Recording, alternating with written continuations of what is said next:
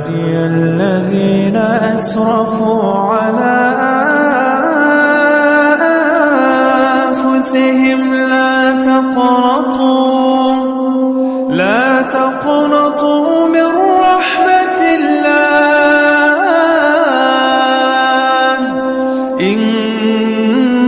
الله يغفر الذنوب جميعا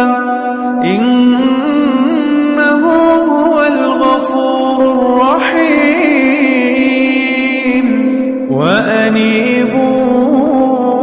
إلى ربكم وأسلموا له من قبل أن يأتيكم العذاب